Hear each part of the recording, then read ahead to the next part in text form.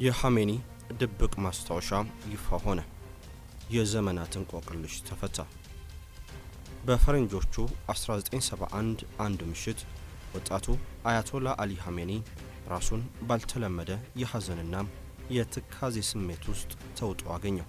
ወደ ፈጣሪው በመጠጋት መጽናኛን በመሻት ትኩረቱን በንባብ ላይ ለማድረግ ቢሞክርም የሚሳካ አልሆነም።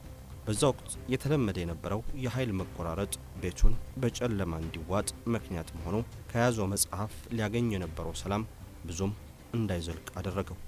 በዛው ቅጽበት በውስጡ የነበረው የሐሳብ ስሜት በድንገት በፈጣን የበር መንኳኳት ተቋረጠ። በሩን ሲከፍት ከቴራን የመጣ ጓደኛው በደጃፍ ላይ ቆሞ በማየቱም ታላቅ እፎይታ ተሰማው። እንግዳውን በደስታ የተቀበለው ቢሆንም ወዲያውኑ የሰውየውን የፊት ገጽታም በአዘን እንደተዋጠ አስተዋለ። ወደ ውስጥ እንዲገባ ቢጋብዘውም ጓደኛው ምንም ሳይናገር እጁን ወደ ኪሱ በመክተት የሆነ ነገር አወጣ። ነገርየው ወጣቱ በድብቅ አባል ከሆነበት የፖለቲካ ድርጅት ጋር መረጃ ለመለዋወጥ የሚጠቀምበት ምስጢራዊ የቃላት አልባ የግንኙነት ዘዴ ነው። ያንን ተከትሎም ሐሜኒ ጓደኛው ወደ ቤት እንዲገባ ጋብዞት እሱ ከመምጣቱ በፊት ስሜቱ ተረብሾና ተከፍቶ እንደነበር በሽክሽክታ ነገረው። ነገር ግን ጓደኛው ፊቱን አጥቁሮም ሐዘን ሁሉ ሊጨመር ነው በማለት ተጨማሪ መርዶ ይዞለት እንደመጣ ገለጸ። ከዛም በቤት ውስጥ ድብቅ የድምጽ መቅረጫ ተተክሎ ሊሆን ስለሚችል ዝም እንዲል አስጠነቀቀው። እሱ ግን ተራ የሃይማኖት ትምህርት ቤት ተማሪ መሆኑንና የሱን ቤት ለመሰለል ማን ሊደክም እንደሚችል በመጠየቅ ነገሩን አጣጣለው። ጓደኛው በበኩሉ ነገሩ እሱ ከሚያስበው በላይ እጅግ አደገኛ መሆኑን በመግለጽ ሁሉንም ነገር ግልጽ እንደሚያደርግለት ቃል ገባለት።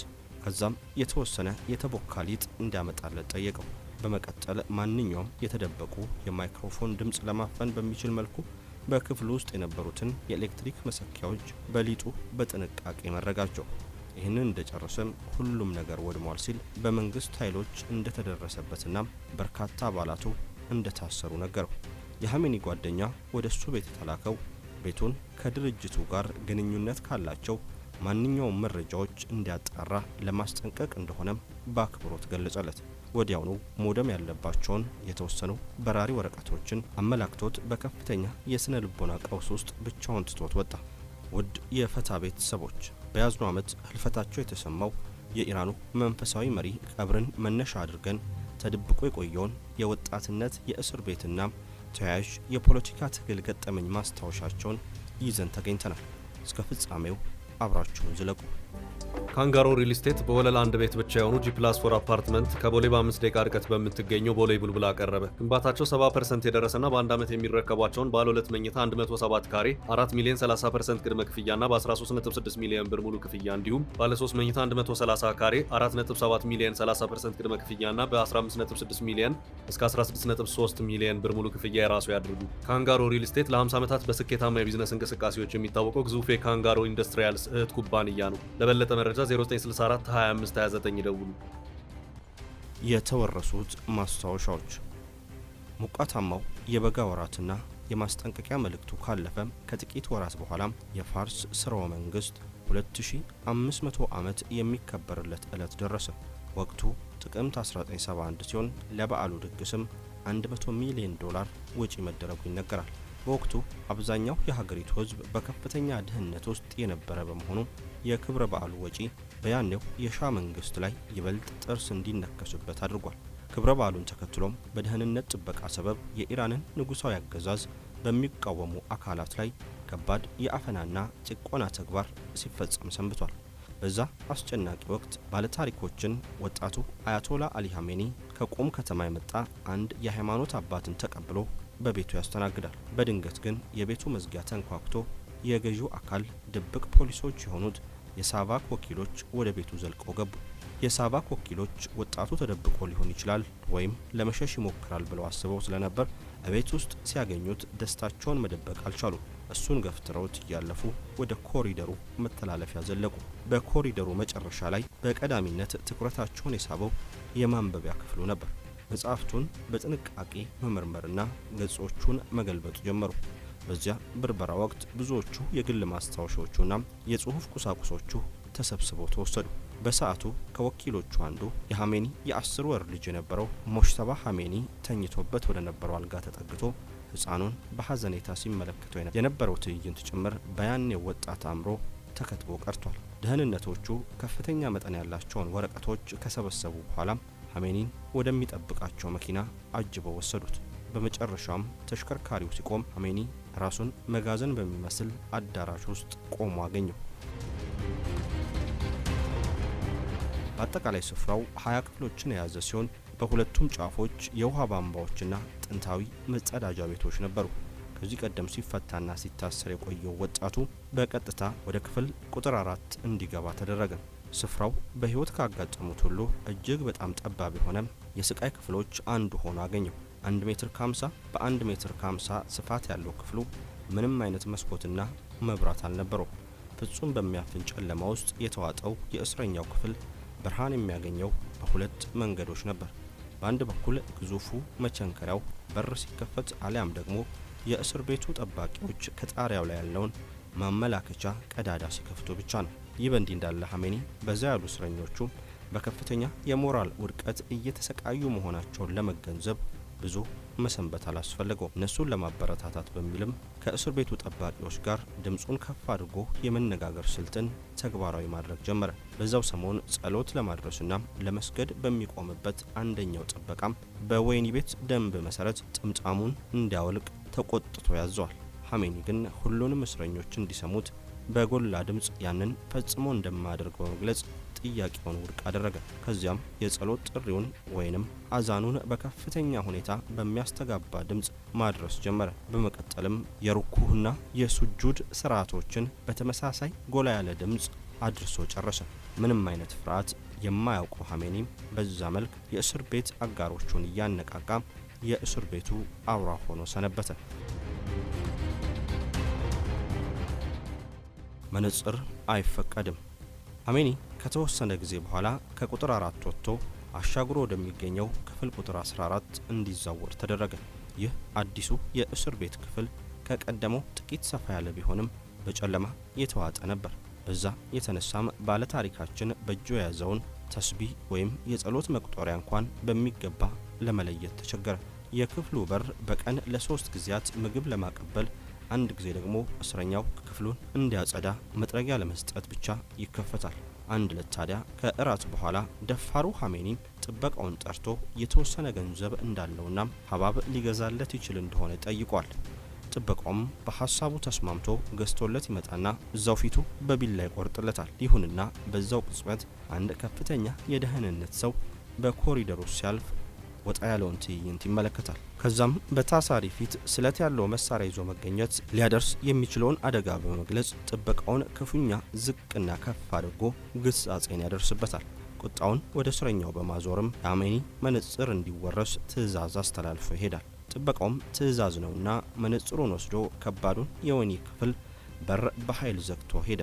በወቅቱ ሐሜኒ በተደጋጋሚ ጊዜ በእስር ቤቱ እድሜ ጠገብ የሃይማኖት አባቶች ሳይቀሩ መሬት ለመሬት እየተጎተቱ ሲደበደቡና መግለጽ የማይቻል ስቃይ ሲደርስባቸው አስተውሏል። መነጽሩ በተነጠቀ ዕለትም ታዲያ የእሱም የማደሪያ ክፍል በኃይል ተከፍቶ ወደ አንድ ክፍል ተወሰደ። እዚያም በድንገት ራሱን ከ6 ወይም 7 ሰዎች ፊት አገኘው። የተለመደ እምቢተኝነቱን በመቀጠል መነጽሩን ለምን እንደሚወስዱበት በከፍተኛ ሁኔታ መቃወም ሲጀምርም ከከበቡት ሰዎች የመጀመሪያውን ጠንካራ በትር አስተናገደ። ሚዛኑን ለመጠበቅና ራሱን ለመቆጣጠር ቢሞክርም ሁለተኛው ምት ሙሉ ለሙሉ እንዲዝለፈለፍ አደረገው። ወደፊት ተገዶ በክፍሉ ጥግ ላይ በነበረ አልጋ ላይ በከባድ ሁኔታ ወደቀ። ለመነሳት ሲሞክር ከከበቡት የደህንነት ሰዎች አንዱ ትክክለኛው ቦታ ላይ እንደወደቀ ያፌዘ በመናገር ባለበት ቦታ እንዲቆይ አዘዘው። ተራኪው እስረኞችን ለማሰቃየት ተብሎ በተዘጋጀ ልዩ አልጋ ላይ መውደቁን የተረዳው ያኔ ነበር። ስልታዊው ማሰቃየት። የደህንነት ወኪሎቹ የሐሜኒን እግሮች ከአልጋው ጋር አጣብቀው አሰሩት። ከሰዎቹ አንዱ በግድግዳው ላይ የተሰቀለውን ከባድ አለንጋ አንስቶ በውስጥ እግሮቹ ላይ ተከታታይና አረመኔያዊ ግርፋት ማውረድ ጀመረ።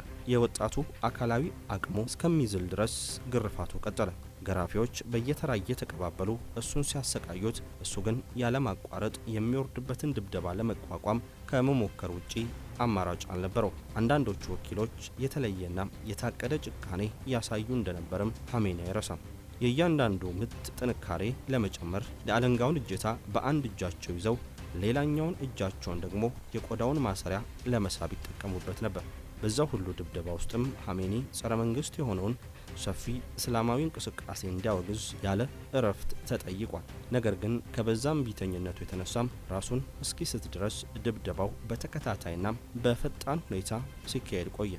በዛም አሰቃቂ አጋጣሚ ውስጥም ኻሜኒ የውስጥ እግር ግርፋት ከሁሉ በላይ ከባድና አቅምን የሚያሳጣ የስቃይ አይነት ነው ወደሚል መደምደሚያ ለመድረስ ተገደደ። ራሱን ወደ መሳት በተቃረበ ቁጥር ታዲያም ከአሰቃዮቹ አንድ ብርጭቆ ውሃም ፊቱ ላይ በማፍሰስ ወደ ህይወት ይመልሷል።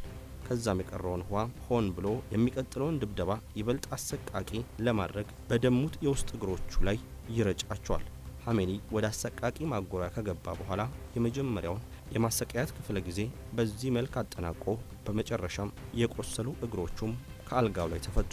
በሰዓቱ የደረሰበት ከባድ ስቃይ መላ አካሉን ያናወጠው ነበር።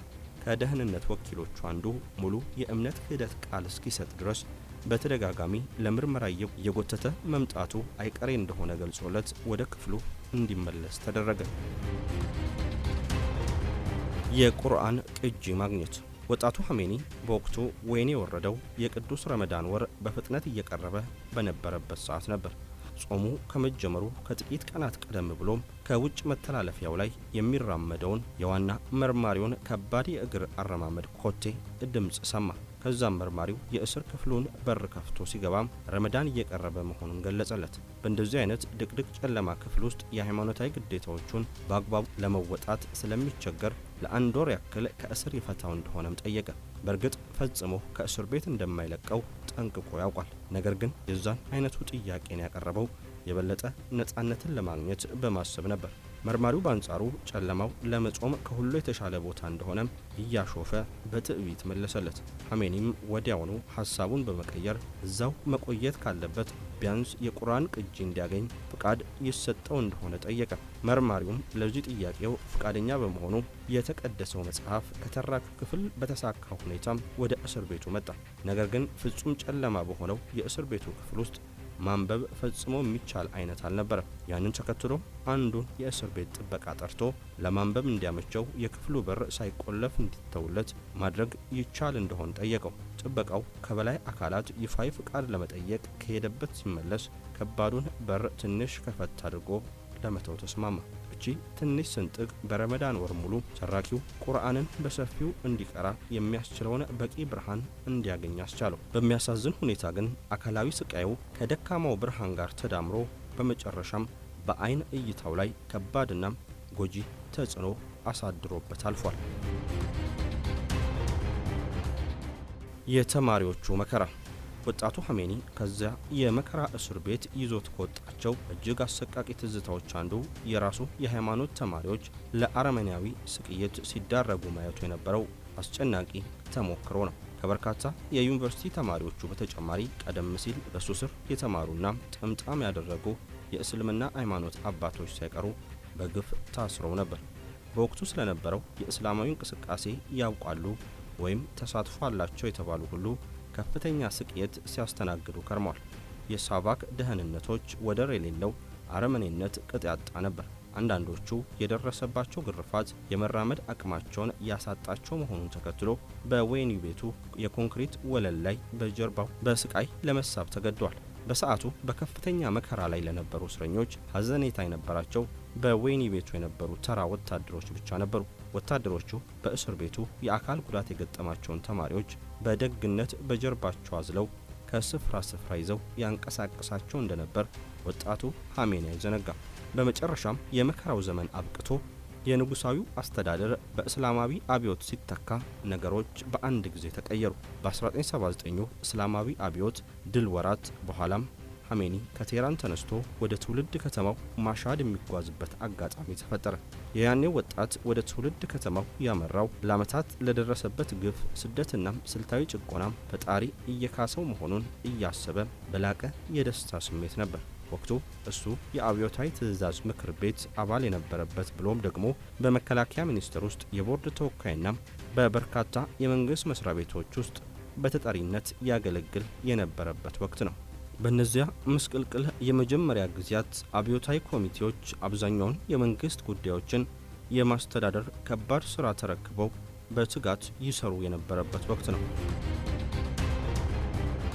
ኻሜኒ የትውልድ ከተማው እንደደረሰም ከቀድሞ ስርዓት የመጡ በርካታ አደገኛ እስረኞች በጊዜያዊነት ታስረው ወደሚገኙበት ስፍራ አመራ። የስሞቹን ዝርዝር ሲያደምጥ አብዛኛዎቹን እንደሚያውቋቸው በድንጋጤ መንፈስ ተገነዘበ። ከተያዙት ግለሰቦች መካከል በአምስተኛው የእስር ጊዜ ቆይታው በአካል ያሰቃየው የነበረ አንድ የቀድሞ የደህንነት ወኪል ይገኙበታል። ሰውየው አንዳንድ ጊዜ በሩማንድ በሌላ ጊዜ ደግሞ ባባኢ በሚሉ ስሞች ሲጠራ የቆየ ነው። እሱ መያዙን ሲሰማም ኻሜኒ ወዲያውኑ ለፈጣሪ የምስጋና ጸሎትን አደረሰ። ከዛም ወደ እስር ቤቱ ህንፃ ዘልቆ በመግባት እያንዳንዱን ክፍል እየተዘዋወረ ጎበኘ። ከተለመደው ሰላምታ በኋላ እስረኞቹ ከአብዮተኞቹ ጋር እንዲተባበሩና ያላቸውን መረጃ እንዲያስረክቡ መከራቸው። የሻህ ንጉሳዊ ስርዓት ሙሉ ለሙሉ በመፈራረሱም የቀድሞውን አገዛዝ ለመመለስ ተስፋ ማድረጉ ምንም ፋይዳ እንደሌለውም ወጣቱ ኻሜኒ በአጽንኦት ገለጸላቸው። በዚያው ቅጽበት ሩቅ ጥግ ላይ ካለ ክፍል የቀድሞ የእስር ቤቱ ገራፊ የነበረው ባባኢ የእስላማዊ ጸሎት እያደረገ መሆኑንም ኻሜኒ ተመለከተ። እሱ መሆኑን በሚገባ ካረጋገጠ በኋላ ስለሱ ምን ያህል ከባድ ትዝታዎች እንዳሉት ድምፁን ከፍ አድርጎ መናገር ጀመረ። ባባኢ ግን ከቀድሞ ታሳሪው ጋር ሊኖር የሚችለውን የፊት ለፊት ፍጥጫን ለማስወገድ ብቻም ራሱን ማለቂያ በሌለው የይስሙላ ጸሎት ጠመደ።